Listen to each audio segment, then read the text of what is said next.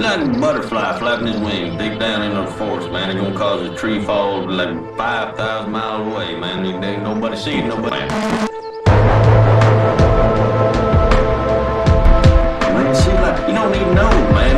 It's like you're born into this world, man. And you got like that, man. The dust and wind, man. Or like the dang old candle, man. It don't matter, man. Please all the time.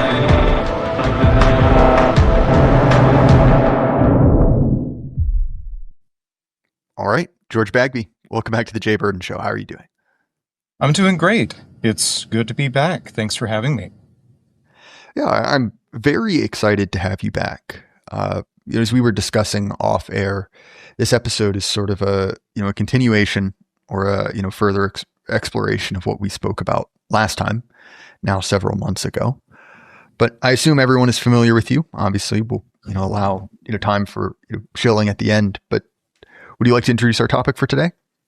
Indeed. Yes.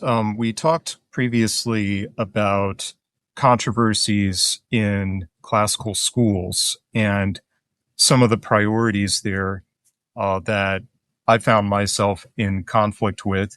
Initially, it was a great surprise to me. The Lady Gaga episode, the controversies about sexual ethics, which I didn't think was necessary to go very far into. I thought that I had the parents on my side, certainly. It turned out I didn't. And there was more of an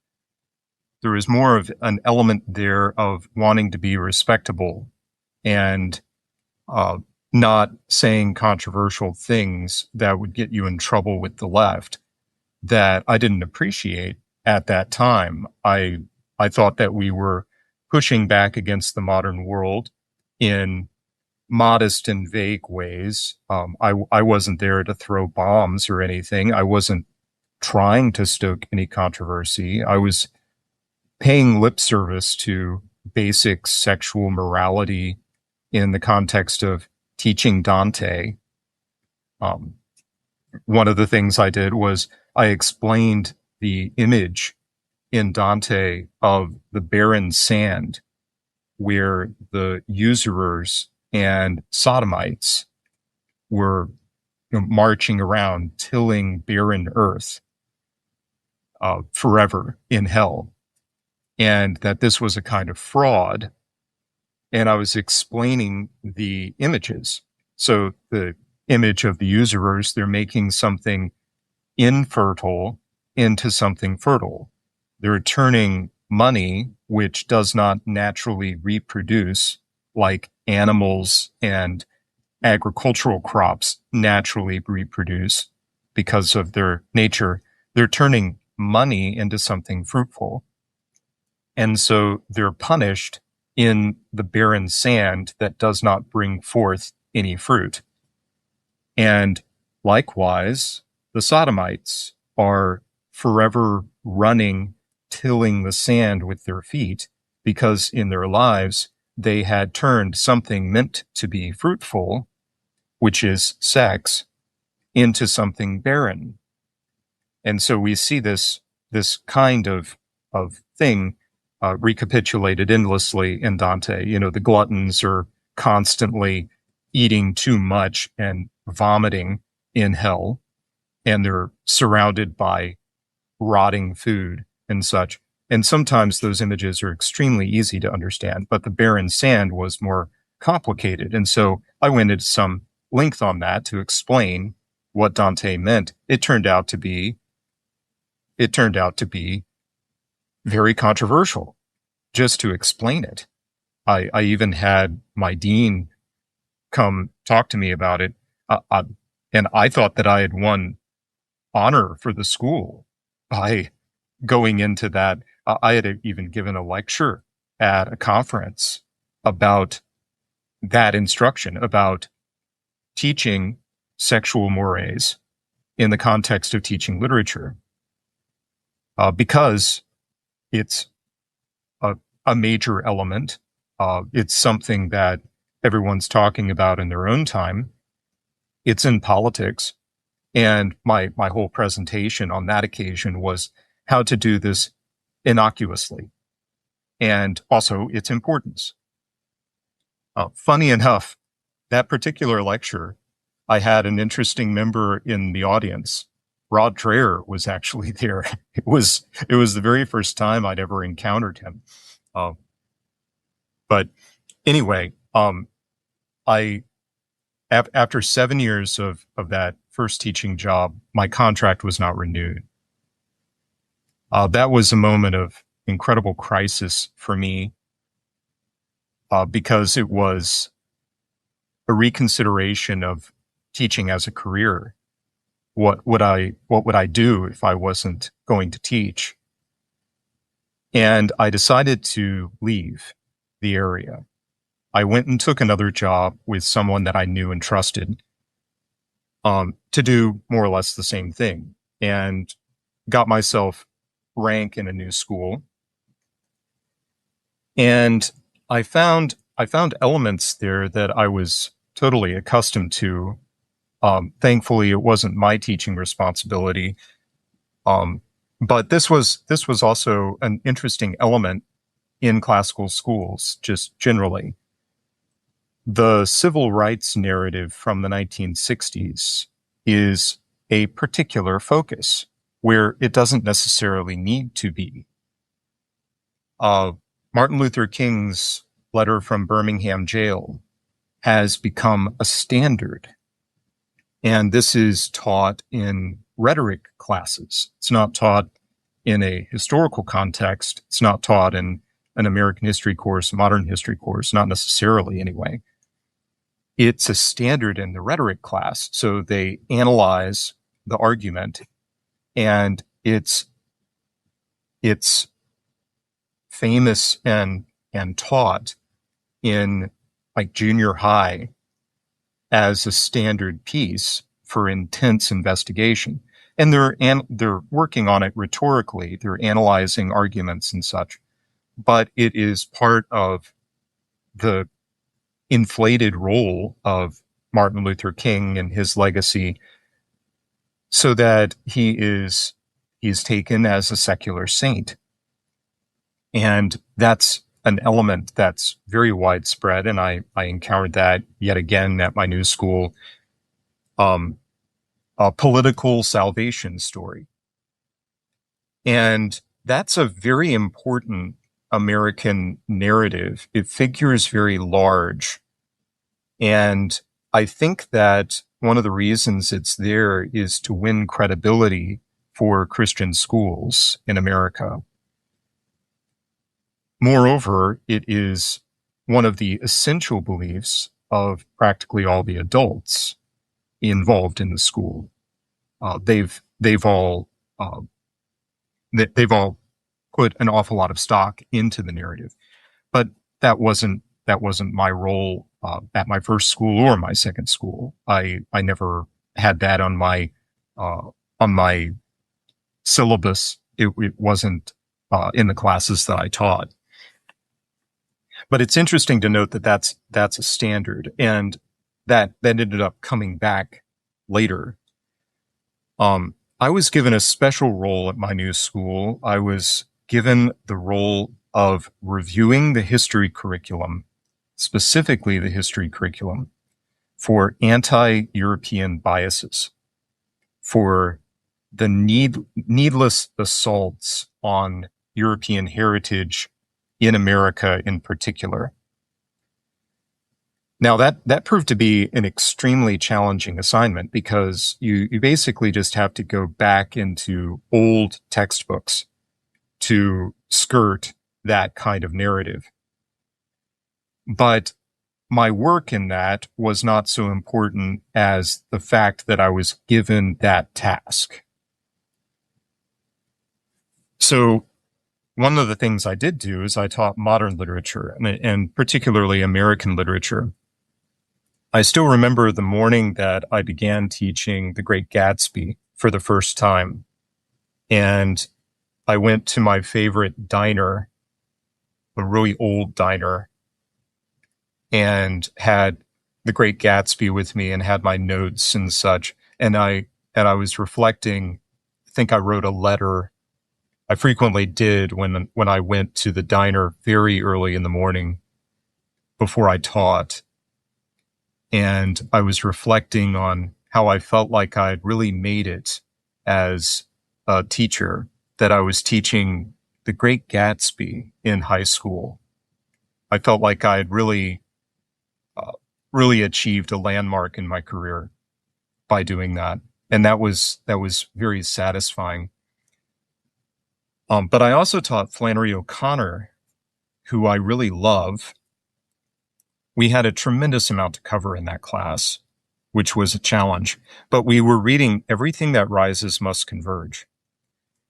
So if you don't know this story, I was talking to Pete Quinones about this story just recently, and recapitulated the plot for him. The story involves a man named Julian, a young man who's taking his mother to the doctor, and his mother has gone through all of the sit-ins and bus protests and such in the South from that period. And she's very worried to ride the bus with Black people. She's very concerned about public transportation. She's concerned about her safety, made newly relevant, perhaps, just in recent times. Julian, his response to his mother is fury and resentment. He hates her scruples, and for all of her so-called backwards opinions about civil rights, which manifest in the short story, she's very kind. She's an old woman in poor health. She talks to the Black people on the bus. She's totally respectful to them, though she voices her misgivings with her son. She gives a Black child a nickel, insists on doing so as an emblem of patronage, which the girl's mother resents in anger, and knocks the nickel out of the old woman's hand. But her intentions are all benevolent, and it's clear that that's so, whatever her opinions might be, whatever we might think of them. The narration is very clear that Julian is the one in the wrong. He wants to make an example of his mother. He's responding to her very angrily, bitterly, telling her that she's going to embarrass him.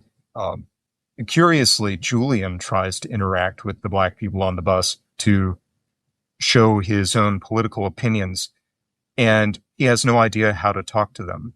And they look at him as if he's weird, he's out of line. He doesn't succeed in interacting with them, whereas Julian's mother seems quite comfortable with them in interacting.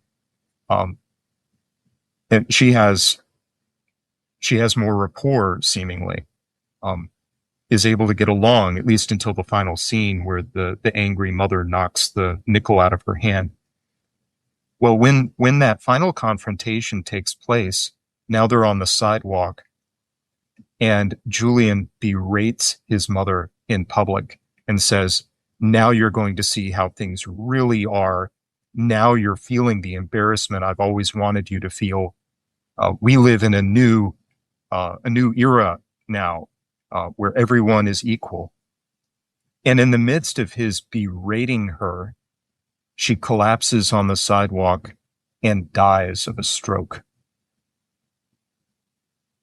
So it's one of these very compelling Flannery O'Connor stories where we see conflict of sin in an individual, and it manifests in some revelatory moment, which should be a moment of repentance. This is one of the great themes in O'Connor. And O'Connor marks at the very end of the story in narration that Julian is now entering a new world of pain and repentance. So she's putting a punctuation point at the very end in her inimitable, brief style. But she's also pointing about the whole, she's indicating the point of the story in the narration, in these tiny little remarks in the narration, where it's clear what's going on according to the narrator. Well, I was teaching this in my high school class, and my students responded in a very unexpected way. They were all against Julian's mother. Several students are saying, she deserves it. These racist opinions, they deserve public humiliation, punishment, and this is the point of the story, that she needed to die. And I was pointing out the remarks in the narration. No, you're not getting what O'Connor is talking about here. This is actually something much more complex. The point of the story is not backwards racist opinions deserving to be publicly humiliated and excoriated and such. The evil in the story is in Julian. And so that led to something much bigger. I brought a selection of quotes from Black American authors to the class, and I distributed them. And my inspiration for that handout, which predated Flannery O'Connor and teaching literature in that mode, my inspiration was a book by Robert Penn Warren called Who Speaks for the Negro, which he published in the 60s. And what Robert Penn Warren did was he traveled around the country and he talked to Martin Luther King, he talked to Malcolm X, he talked to James Baldwin, he talked to Black educators in universities. And the point of his book, he asked them all the exact same questions. And he wrote a whole book of his interviews with them. And the whole point of his book was they all had different ideas about policy in the civil rights era. None of them had the same vision. So that is what I distributed to the class. And I said, you all think you know what's right with the civil rights era. But what did Black Americans think of this? And among the quotes are Black nationalists who say they need an independent country, a homogenous racial nation. Among them are opponents of desegregation, like Zora Neale Hurston, who says the Native Americans don't whine about their social status in America. I take the side of the Indians. I don't want anyone forcing someone to associate with me. They should associate with me because I'm a compelling person and they like me. That's what Zora Neale Hurston said. And of course, you've got Malcolm X and MLK and all the rest. And the whole point of the handout was not this person's right and this person's wrong. The whole point of the handout was there are a lot of different opinions here. You know, if we're interested in what they think about the situation, we'll note here there's a great variety. Who speaks for the Negro? Robert Penn Warren's evocative question. Well, I ended up having conversation with the faculty because the whole thing was about, it was about Julian's mother and the glee that certain students had with her death in the story. And I was talking to my colleagues about this, and saying that I found it quite disturbing that they would gang up on an old woman in the context of the story and say she deserves to suffer and die and in humiliation. And not getting the point of O'Connor's tale anyway. But I circulated my handout. That was, in retrospect, a mistake, because there was a scandal soon after that, which I'm not going into. But the result was a new atmosphere of paranoia, of a very unsettled time. We had a great many faculty and staff meetings, in which the school's stance on race became the primary concern of the board.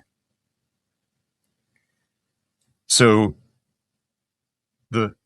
it turned out I had enemies after the Flannery O'Connor situation and my efforts to try to explain the story and talk about the civil rights era with a completely hands-off sort of approach. I wasn't there to say what I thought was right in the civil rights era. The whole point was, what did Black Americans have to say about it? And those were all names that anyone would have heard of. You know, these weren't obscure people on my list of quotes. But the controversy, it led to this paranoid investigation into the beliefs of various faculty members. And I was singled out. So there were two things that led to me being singled out, so far as I know. The first was the handout.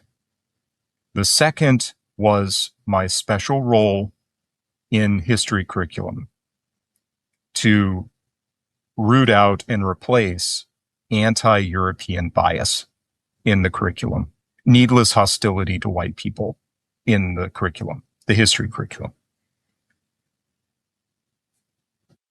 Soon after this whole investigation commences, I realize how serious the matter is. Board members start meeting me after my last class and pull me aside into the workroom, a private space. And I get really incredible questions from them. The first sign of trouble is a board member pulling me in. I'd met him before, but we'd never had a conversation. And he's also a father in the school. You know, his children attend the high school. And he says, "Yes, I'm here to ask you, are you a racial segregationist?" And I said, "No. What would give you that inclination? What would give you that idea?" And he said that he had been told that I was. And I found that very interesting, especially considering we had one Black student in the entire K through 12 program, and she was adopted. Like, we don't believe in segregation, but is it de facto segregation? Any critic would say it was, but that's not the statute. That's not the policy. That's just how it ended up.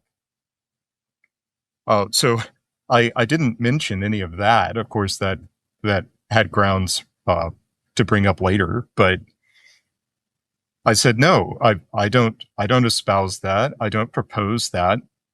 I'm a teacher and I'm explaining things. I'd been given a history class. I was teaching American history, and this was American history 2. So it began with Reconstruction. And I was distributing readings and questions primary sources from Reconstruction. I had edited things for a history reader and handed them out to the students. And they brought questions that I'd written for class discussion and confronted me with them and saying, well, what are you trying to say about civil rights in the Reconstruction era? And I said, I'm trying to motivate conversation about it. What are you preferring here? This was a subject of argument at the time. How to affect citizenship for the freed slaves. What was the best way of going about that? Are there notable differences between the freed slaves and the white citizens of the post-war South?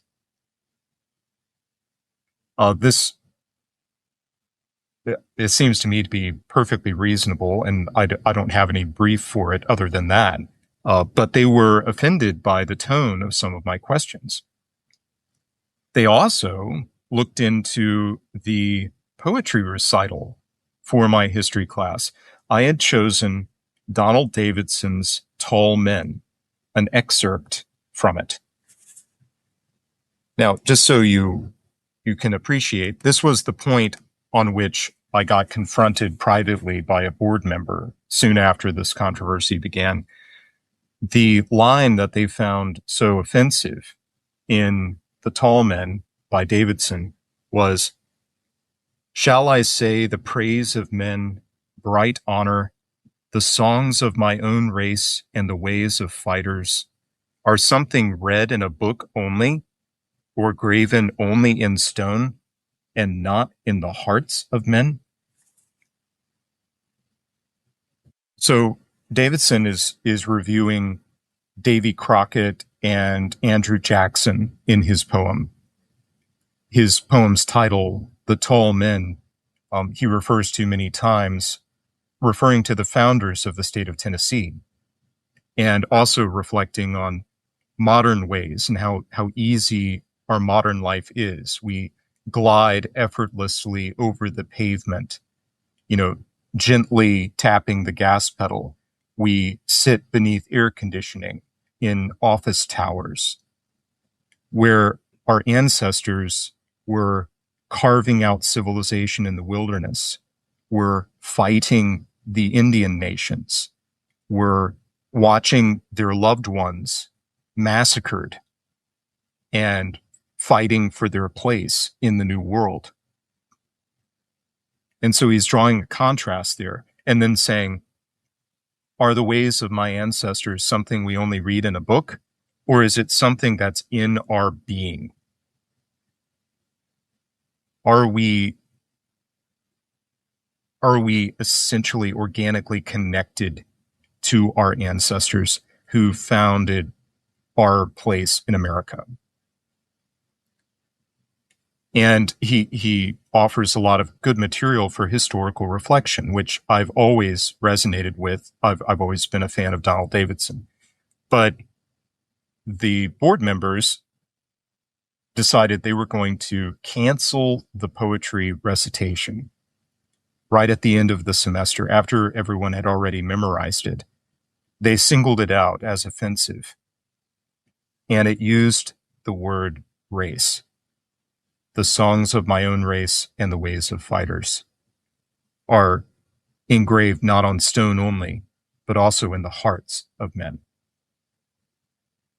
They found that highly offensive. And once again, I was pulled aside. I was asked if I was a racist. And I said no. It rather depends on what you mean, but I wasn't going to address that under the circumstances. I denied it.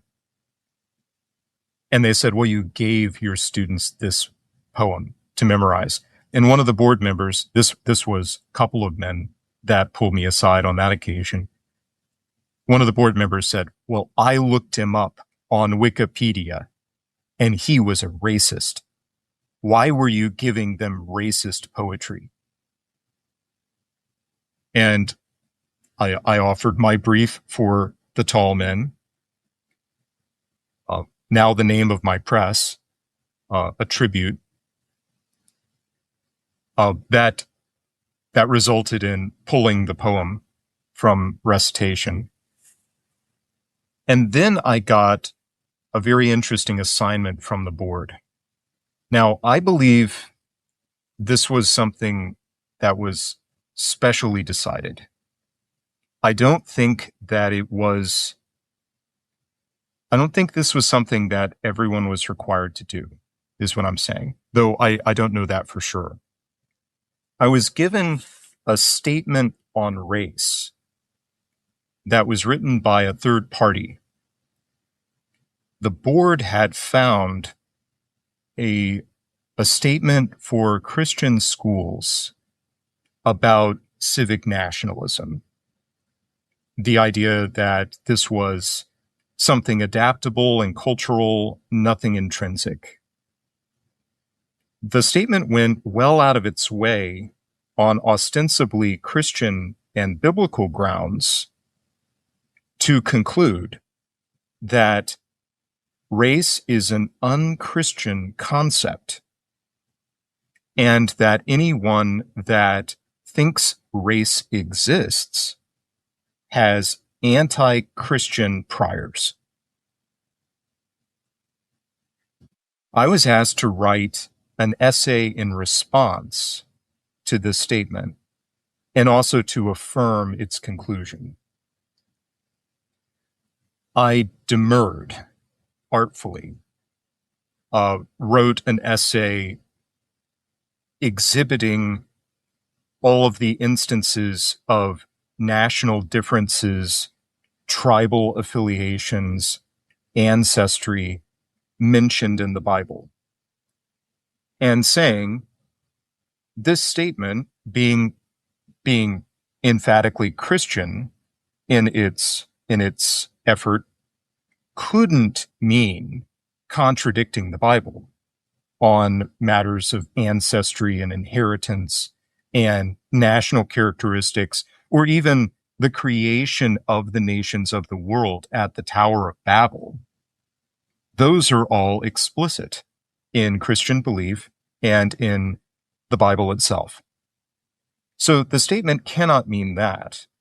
The statement instead means that the topic of race has been dangerously politicized and Christians should avoid the subject, which I try to find some qualified ways to assent to. Like, this is too dangerous to talk about. People that talk about it are destroyed, and everyone knows that. So for the sake of the institution, we avoid those subjects, is what I wrote. Well, the demur was not satisfying to the board, so we had an interview.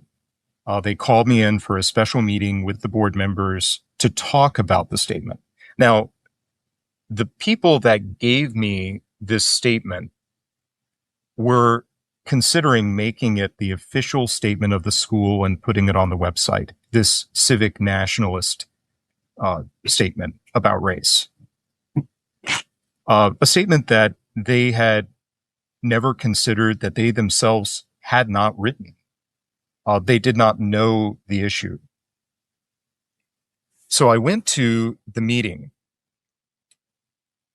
The meeting, or the statement was all based on the assertion that race is a social construct, that it is man-made, in fact, that any differences that we might notice between people are differences of nurture and not of nature.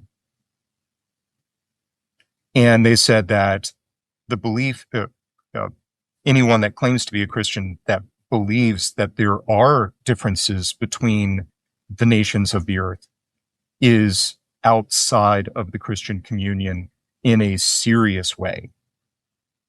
That's what the statement said. So I went to the meeting and I was prepared to talk about what I had written, but I decided to start the meeting with questions to the board, which turned out to be all that was necessary. First, I was well aware that the civic nationalist position is one of the key targets of the race critics of the time. So Ibram Kinsey and Robin DiAngelo and Ta-Nehisi Coates, they all excoriate the civic nationalists because they all believe that race is real, and they believe that races are divided into two groups: oppressor races and oppressed races. Therefore, everyone must note who is being oppressed and who the oppressors are. And anyone who refuses to do that by taking a civic nationalist stance are, according to them, the worst racists of all and deserve primary focus for attack. Now, this is in the literature and in the journalism and such. This is broadly known, but they obviously did not know that. So initially, I asked them if they were aware that that was the mainstream on the matter. They were all in a panicked situation. They were desperately trying to get out of the gaze of their enemies. They did not want to be accused of being racist. They were extremely afraid that they would be. They were considering issuing this statement as a way of getting out of that. What they thought was a mainstream position, an uncontroversial position, was actually quite controversial and would not have saved them. So I told them, if you make this the official policy of the school, if you require us all to publicly assent to this, if you post this on your website, you will increase hostile attention on the institution. These are your enemies. This is how they think. No matter what we might think, this is what they think, and they hold all the cards. They have all the power to destroy you. You can't duck this by making a civic nationalist statement. So, though it may be what you sincerely believe, though you might think this will get you out of trouble, if you were to make this statement, you should make it privately. You should not make it a public statement. They were completely unaware of this. None of them had heard of the writers I mentioned. None of them were aware of the state of the discourse, because for them, this was a brand new problem that had them all afraid. So that was my first question to them. Do you know these writers? Do you know what they would say about you? Do you know what will happen if you make this a public statement of the school? They didn't know the writers. They didn't know what they said about them, and they had no idea what the implications would be if they made it a public statement. So I advised caution. Second, I said, do you gentlemen believe? Well, how did I say it? I wrote it down here. Would you tell a Jew that race is a social construct? This question had never occurred to them. They looked at one another in shock. And they looked back at me and they said, no, we would not do that. And I said, so you've got a statement that you can't tell someone outside of your own immediate circle? What I could have said is, you've got a statement on race you cannot share with anyone outside your own race? The thought had never occurred to them. Of course, we could have taken it in another direction. Would you tell a black man that race was a social construct, that it wasn't real? They wouldn't. But I decided to stick with the biblical nation, a biblical race, if you will. Lastly, I asked them, do you sincerely believe the Bible teaches that race is a social construct made by the action of human beings and not through any other reason? And my source, which I brought up, what about the Tower of Babel? Did God providentially divide the peoples of the earth? Does that represent divine intention? This had also never occurred to them, though they did read my essay, presumably. They were more interested in my demurral. So I asked, does the Bible teach race is a social construct? They had no answer. They found the thought disturbing. So I concluded and I said, you have a statement your enemies may not see because they will destroy you for it. You have a statement that you cannot share with anyone outside of your own special circle. And you have a statement that you cannot assert is biblically true. This is a problem. And I left it. And the meeting dissolved. And I walked away from that meeting with a singular conviction that I would either be asked into leadership because they didn't know what was going on, and I'd made that clear to them, or I couldn't stay. In retrospect, I believe that all of the interviews, all of the tests I was given, in particular the essay I was asked to write, were efforts to find grounds to fire me that did not pan out. I stood by everything that I had said in class and out. I stood by all opinions. They actually had approached me at one time. Another board member had come to me to ask for all of my handles on the internet. He asked if I had Facebook. I did not. He asked if I was on Twitter. I was not. I had never had a presence on Twitter at that time. I had a Facebook account, but it had been deleted years previous.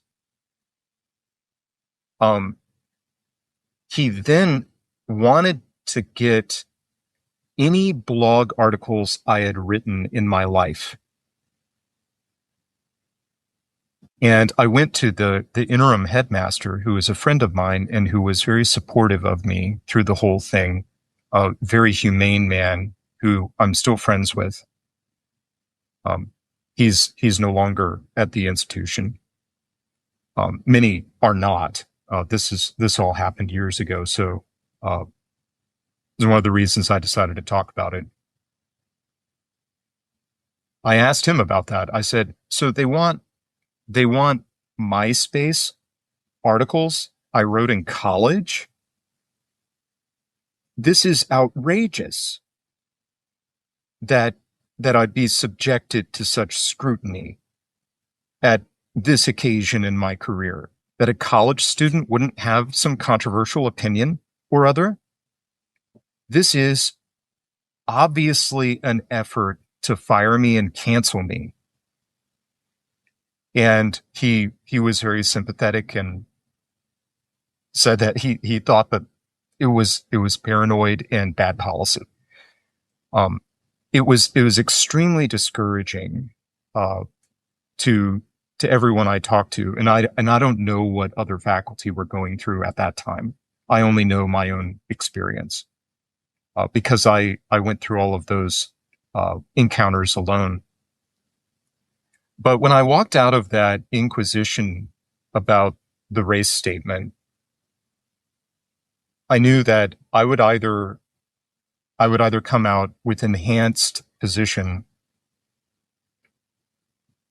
or I would have to leave.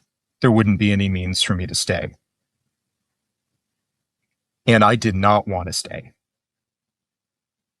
I talked with my wife many times in that period, saying, I want nothing to do with these people. The sooner that I can leave this arrangement, the better. But of course, I didn't want to lose my contract. I had nothing to go on for besides my salary. That was the way I supported my family. So it was a very uncertain period. Soon after, maybe a couple weeks after, I got a call, another meeting with the board. So I went, and this was right after exams, midterms. And we were all coming back to the school for class in a couple of days. I had everything graded. And I sat down in the room with the board members, and they said, we've decided that we will part ways. We have decided you are not in violation of your contract or the code of conduct. No doubt they had been looking for ways that I was. Because the next step was they helped me gather my things. I gave them the graded tests, and they escorted me off campus and told me not to come back. They also gave me a statement in writing that, in the name of the board, that I would be paid the remainder of my contract.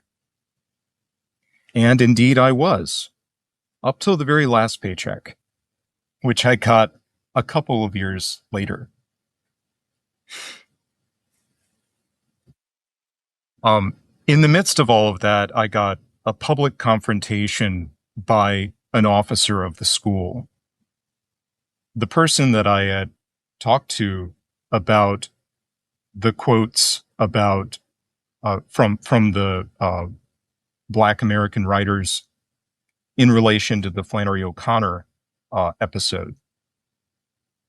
She confronted me in a public place in front of my friends and called me a white nationalist and excoriated me.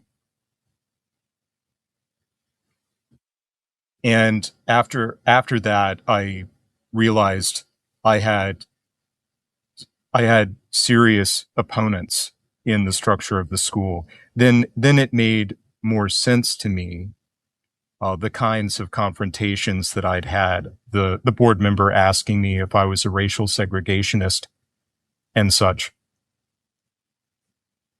It made a little more sense that someone in the structure had taken a side against me, and was saying things about me, unknown to me at that time. So it's an interesting circumstance, and I want to try to explain the position of the board, because I like these people in spite of everything.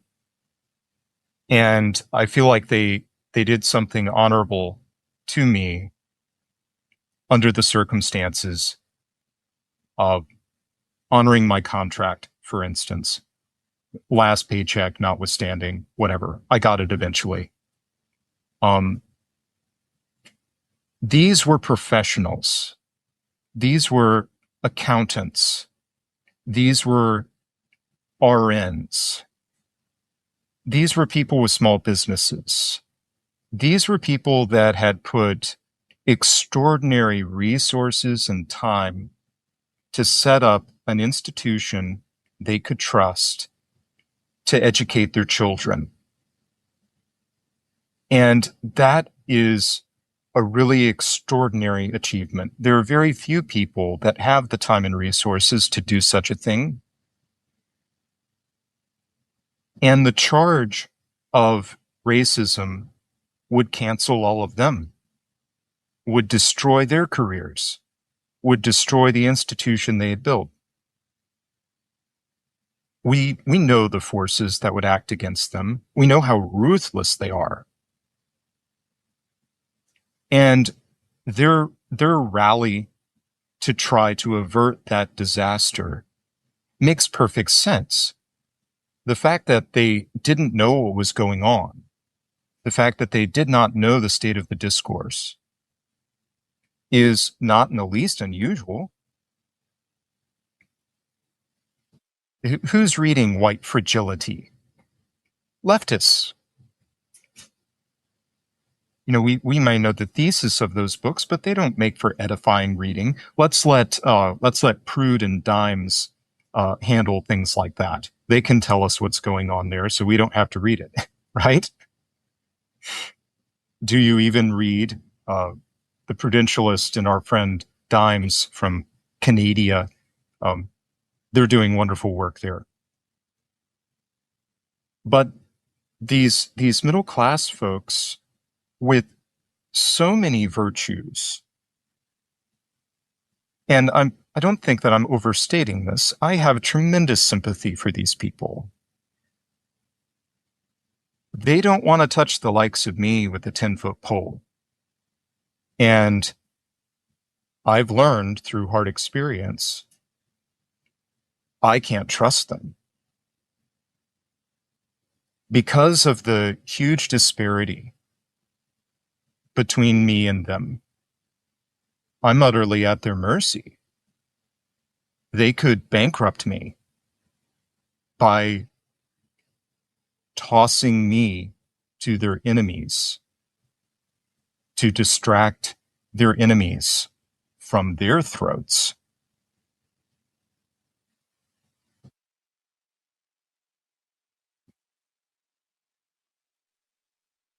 And that's the situation.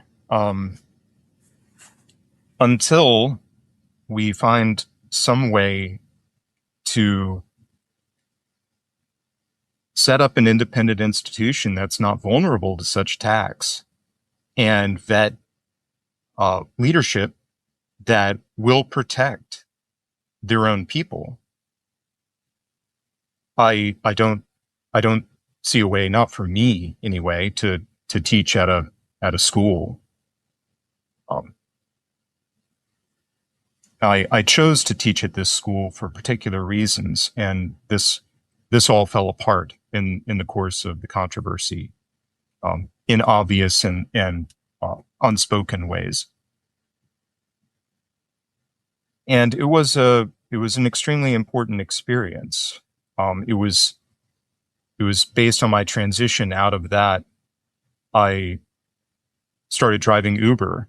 I had no desire to go and work for any employer at that point, but I had a family to care for, and so I started driving Uber full time soon after that, and was able to make things work doing that for a while. Now I've mostly transitioned out of that and have other means to support my family. But I've been privately, I've been a private contractor, just self-employed since then.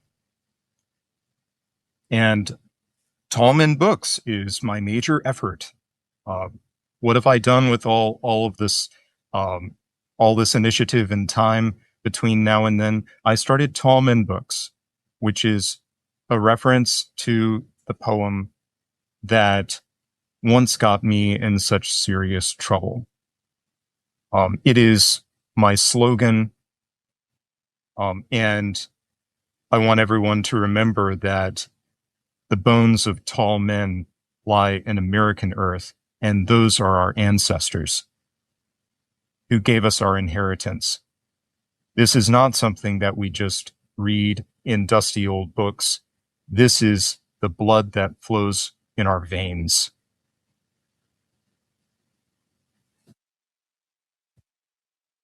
So that's my story. Um, I'm glad to be able to conclude it here with you today.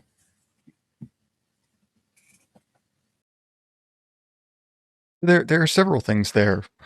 One, just this morning, I wrapped up uh, Brad Kelly's excellent book, uh, Darkened Earth. I don't have the copy in front of me. He'll be on to discuss it soon. But the sort of inciting incident is an academic cancellation. And, one of the things that he talks about that is that sort of slow dawning realization that they're not on your side, right? That you have been sort of singled out and selected out, and people are, acting to sort of preserve their own skin. And I'd imagine that's sort of a difficult transition to go through, right? Realizing that while you may have friends, they're not in a position to protect you. An interesting note there. And again, I think that you're to kind of pick a through line. There's something interesting as well to the degree to which kind of good conservatives in quotes are really the only believers in the kind of civil rights mythology of a previous era, and they think that by holding that position and retreating to it that they can protect themselves, and that is plainly not true. As you've said, the people who accuse them already have disdain for those figures, and no matter how many times you've guided a group of 17-year-olds through letters from Birmingham jail, that will not protect you from the mob. It's by no means a deterrent. Absolutely.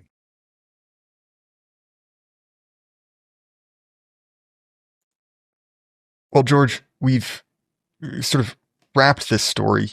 Now you were on your own. You have your book sales. Is there any sort of advice or something you could offer to someone in a similar situation, right? Someone who's sort of going through a cancellation. Oh my.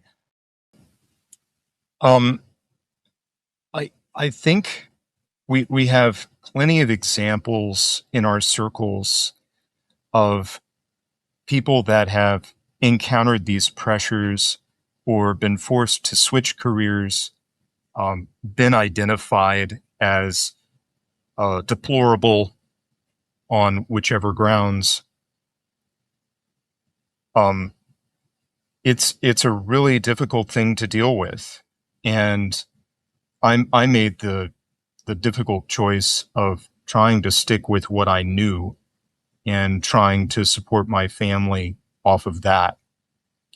And it's taken a while to make that a viable means of income.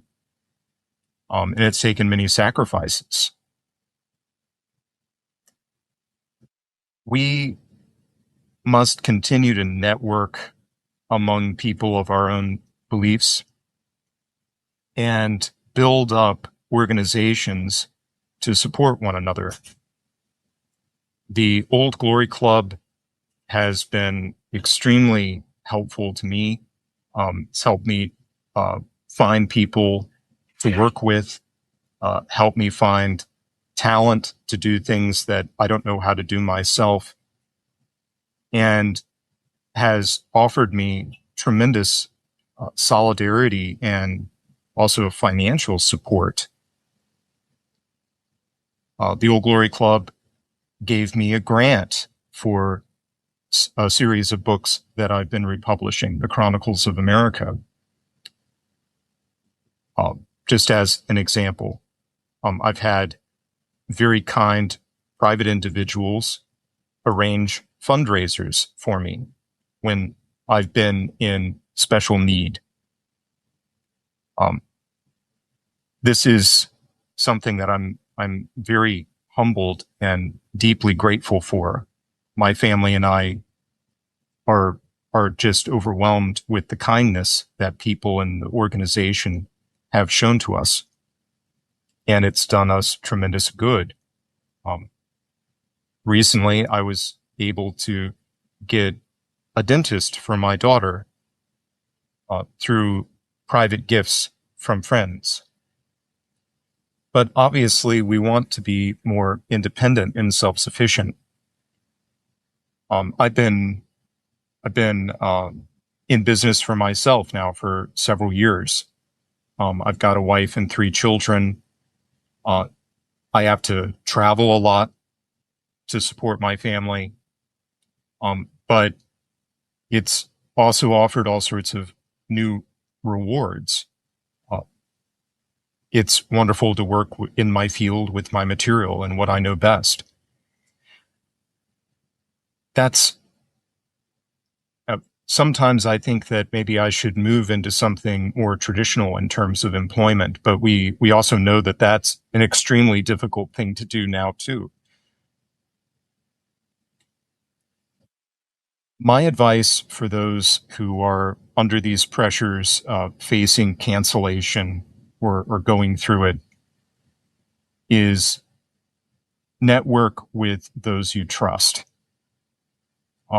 Get advice, consider relocation, because when you go through a cancellation, when you are excluded from the community on grounds that you think dangerous thoughts, you believe unpalatable things,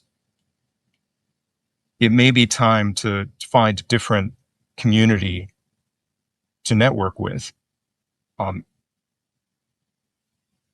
After my cancellation, I lost a lot of valuable social contacts in my town. And many of these people, they meant me well. They never had problems with me. They never attacked me. They offered me their support privately, that they thought what was going on was dreadful, was wicked. They are subject to the same kinds of social forces as the board members were. Their careers could have been attacked. They could have been brought under suspicion. They wanted to stay out of attention, and I can't blame them. But it means that I became a dangerous person to associate with, which I think plenty of people on your podcast certainly can relate to. This is a common story among us. So identify the friends who aren't afraid to be seen with you. Identify the friends who are not afraid to associate with you publicly. Those are the kinds of people that we need to rally with with the unusual challenges that we face today. It's those that you can trust, those that will be known by your side in public. Those are the most valuable connections that we can cultivate. Go into business with those people. Relocate to be near them if you can't get along with your family under the circumstances. Family ties are always the deepest and should be the ones that we primarily look for. Family will help you. Family will get up in the middle of the night when you're all sick and imperiled. Family will come and defend your house from a mob. It is a special kind of friend that will stand with you and do that. And I'm extremely proud and humbled to have many of those friends. Many of which, maybe most of which, I've come to know after the cancellation. So socially, it's been very instructive, very painful, but also very instructive and very rewarding. Some of the things that I've encountered since that whole ordeal.